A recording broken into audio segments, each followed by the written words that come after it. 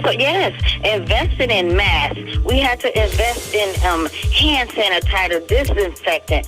The gloves is a universal precaution, but we had to step it up a little bit. This is Blair Durham with Black Wall Street Today, your media hub for all things Black entrepreneurship, politics, news, and events in Hampton Roads and beyond. When I say black, y'all say Wall Street. Black Wall Street. Black Wall Street. And now, here's your host, Blair Durham. Welcome. It's the 104th edition of Black Wall Street Today with Blair Durham, and I am super excited to share with you. Today's show is sponsored by Milestone Mental Health Agency, as well as Apex Financial Group and the COO team. And now I'm excited to share our very first guest. We are continuing in our series that is focusing on excellence in Black business ownership. Joining us today is Antrina Curry. She is the owner of Caring Hearts with Healing Hands Home Care Services, providing assistance to seniors in their own homes. Antrina had aspired to become a nurse since kindergarten, and when she was 16 years old, she went to school to get her nursing degree. At the age of 18, she became a licensed practical nurse, and by the time she was 25, she was an RN, or registered nurse. Throughout her career, Ms. Curry has always worked with the elderly and currently specializes in geriatric care. In 2018, she founded her own company, to which she's providing in-home care for seniors. Welcome to our show, Antrina. How are you? Good morning. I am doing well this morning. Awesome. It is great to have you. I know that you have a phenomenal story that is going to benefit so many. So if you would, just start out by telling us, why nursing? How did you get into entrepreneurship at this level? What's the story behind all this? Well, just want to say thank you for having me this morning. I am honored to be a part of this show this morning. We are blessed. I would be honored to tell you how it started for me. I actually, since I was a little girl, like I said, I can remember back as far as kindergarten, where I wanted to be a nurse. I used to draw and just have dreams of being a nurse. So I'm originally from Buffalo, New York. Okay. And I started out in high school. So in high school, at about the age of 16, I entered in a program that allowed high school students to become nurses. And that school was called BBTC. I don't even know if it's still in right now, but that's how I got started. So I started out as a PCA, which is a personal care aide. And then I moved up the ladder to CNA and LPN, whereby I did in high school. And then I continued to become an RN. So it was always in me. It was always my passion to do nursing. I've always had the passion to want to help people, to want to help them heal and get to a place where they just felt like they, I have the care that I need. I have someone here that's helping me, someone that desires to help me. I've always had that burning passion and desire to help people, and especially the geriatric population. I have to interject. You're right about how powerful that is.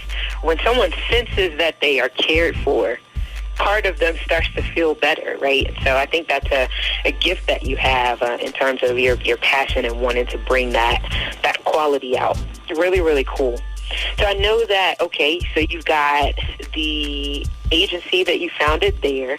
What else are you adding to this arena in order to be able to empower the community? So as I stated, I started at a really young age, and I started out as a PCA and a CNA, okay? Right.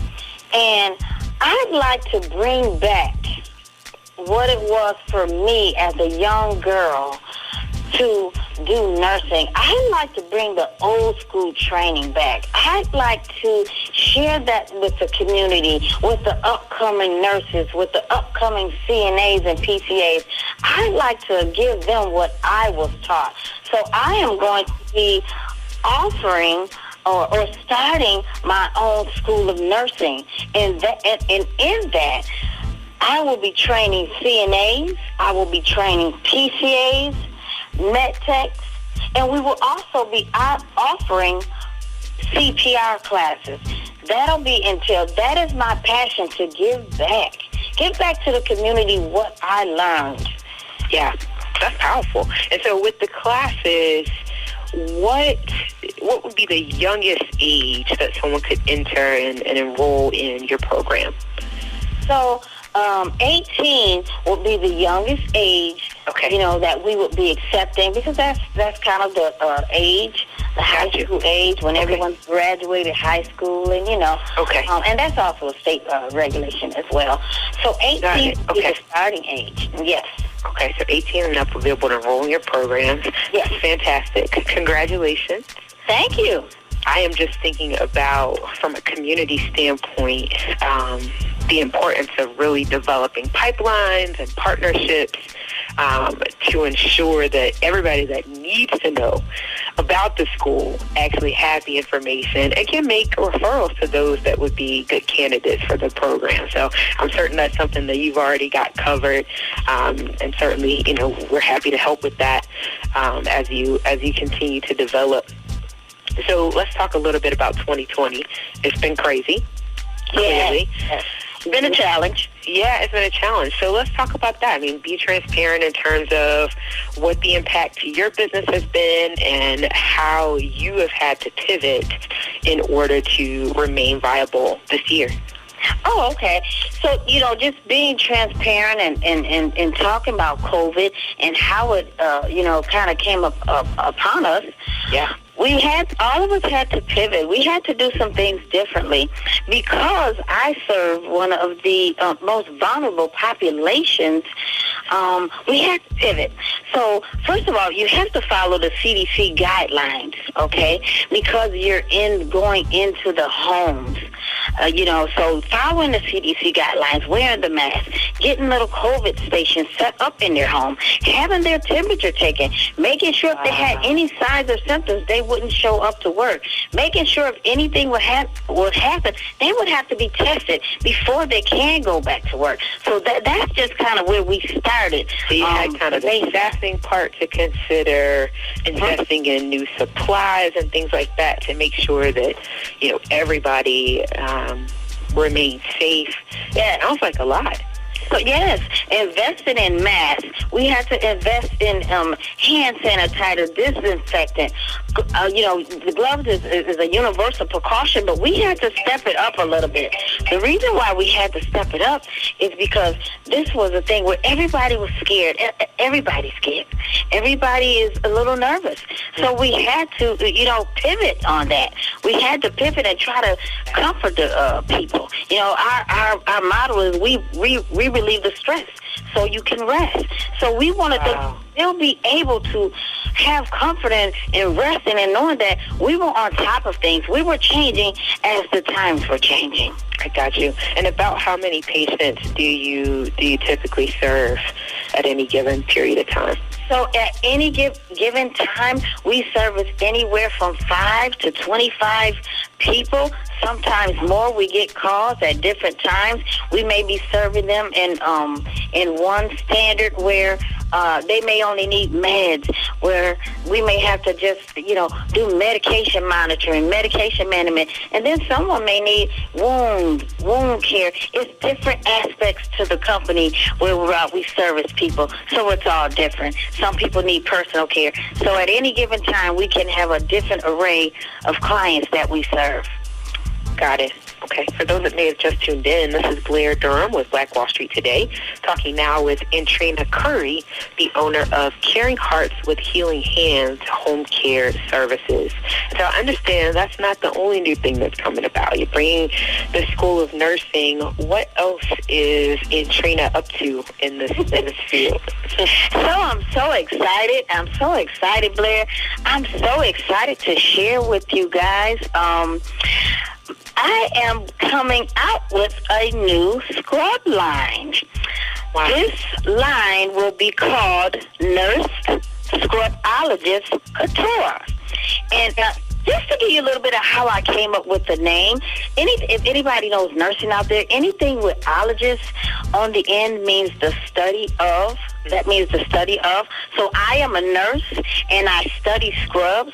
So that's where I came up with my name, Nurse Scrubologist Couture, right? Because it's not just scrubs we're offering. We're going to be doing fun things with shoes and uniforms and different accessories, to go with your uniforms. Because I'll tell you really quick, Blair, most people nowadays, they want to be comfortable, but they also want to be fashionable. They want to be cute. You're right. They want to be cute. So our tagline is, we are the frontline worker for fashion. Fashion for the frontline worker. That is our tagline. We want to have fashion for everyone, whether it's a nurse, a doctor, NP, whatever you are in the healthcare field.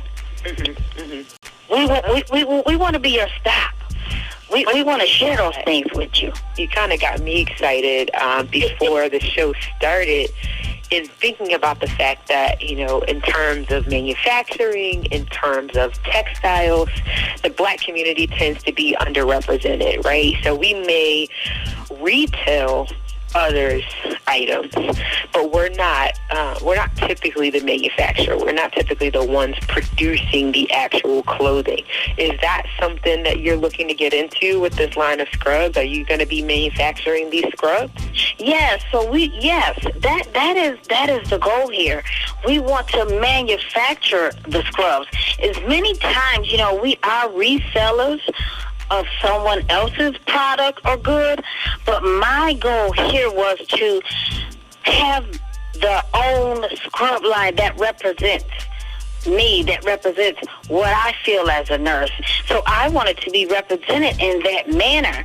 So yes, we will be doing all the manufacturing, all the designing, all of that will come from us. It will be a part of us.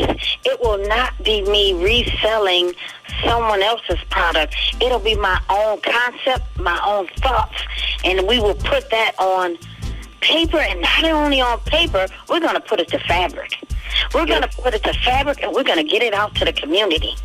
I love the ownership component. It's very interesting. We started the conversation out, and you were talking about how from a very young age you're super passionate about nursing and wanting to become a nurse, or wanting to become a nurse rather. But what I hear you saying now is that you are a serial entrepreneur. That's what I'm getting. Is that, you know what? I've developed one income stream. I'm figuring out and very close to closing on a second income stream. I've got a third one up my sleeve. Like, my question for you now has more to do with the fact that there are so many that are just starting out in entrepreneurship. And anyone will tell you that the difference between success and failure in entrepreneurship is having access to mentors. What kind of advice would you give to someone just starting out, considering the possibility of starting a business? I would tell them, and I tell a lot of people, write the vision. Put it down on paper. What is it that you want? You have to know that there is struggles with anything you do, and especially with entrepreneurship. There will be some struggles. There will be some challenges that you will face, but you just have to keep going. You have to keep pushing and know that it is possible. Yeah, you can have it. You can do it. Out of what you just said, one, being crystal clear about what you want, or at the very least writing down what you know you want right now, because a lot of times our ideas are going to evolve, right? I'm certain that when you started out, you may not have had the vision for the school on day one, but eventually it's like, oh man, we can do school. Oh man, we can do our own line of scrubs. But continue to kind of write down those dreams. And then the second part was recognizing that things are not going to be easy necessarily, right? Just because it's our own thing doesn't mean that's going to make it, that much easier to bring about. I think that's a key point. What else would you share? Right. I think that some people will say, well, I'm my own boss. I make my own hours. Yeah. But you also have your own struggles. You're going to have some struggles. You're going to have some ups, and you're going to have some downs. You're going to have some good days. You're going to have some bad days. But through the weather or through the storm, you just have to keep persevering and know that it is able and that is possible. You can have this. You can do it. You just have to stay focused. You have to, that's one key part. If I can tell anybody anything, you have to stay focused and not focus on what I did wrong yesterday. Focus on the new today. Today is a new day. Yesterday is behind me. How can I make this better? How can I strive better? What did I do wrong yesterday that I can improve today? Yes. Yeah, I appreciate that. I was recently invited to kind of have this very conversation, and one of the things that, because I think fear kind of cripples us from starting businesses. Right. What if I fail? I just don't want to embarrass myself. And I remember saying that, don't let what you don't know right now keep you from what you might learn in the future. Like, there will always be an evolution in your thinking. You will continue to grow as you walk down the path. And so, man, I'm so excited to get that confirmation from you that that you're experiencing that too, that there's a grace, right? You're not going to get it right on day one, but you are going to grow, and the growth is going to make the journey, I think it makes it worth it. What do you think? Oh, absolutely. When I first started out, I didn't have people knocking down my door and coming to say, hey, I want you to take care of my mom or dad. I had to keep persevering, Yeah. And it wasn't easy. I've had struggles. There's been times when I did a lot of things behind the scenes where I had to do myself. So I understand about a struggle. I understand about a starting point. Yeah. Man, I just got the cue that we have less than a minute, and I want to make sure, I know that went by quick, Antrina. Please provide your contact information. So how can we find out more about your company? How can we kind of engage with the work that you're doing? So, Caring Hearts with Healing Hands Home Care Services, and I'm going to give you a short version, www.chwhh.com. That is how you can reach us online. We also can be reached on phone by 757-523-0359. We also can be reached at Facebook with our name, Caring Hearts with Healing Hands Home Care Services. Perfect. Okay, Antrina, thanks so much for this time, and I would welcome you back on the show anytime. I really appreciated your energy and everything you shared. Thank you so much for having me, and I look forward to it. Anytime I can help you, I am more than happy to do it.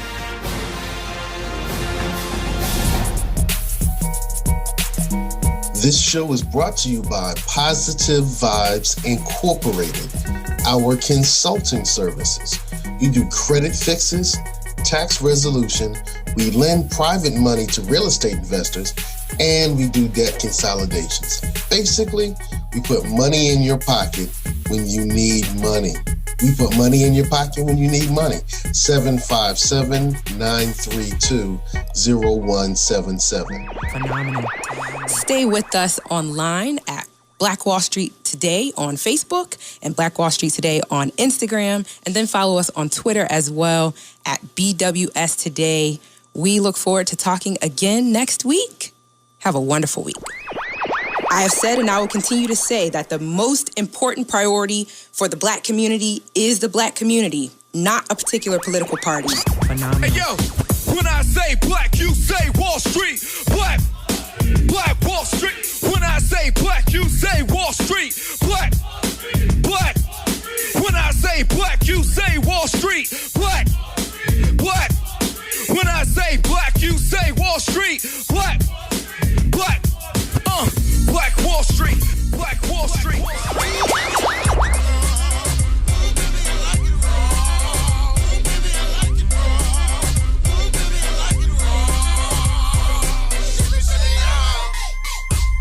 Phenomenal.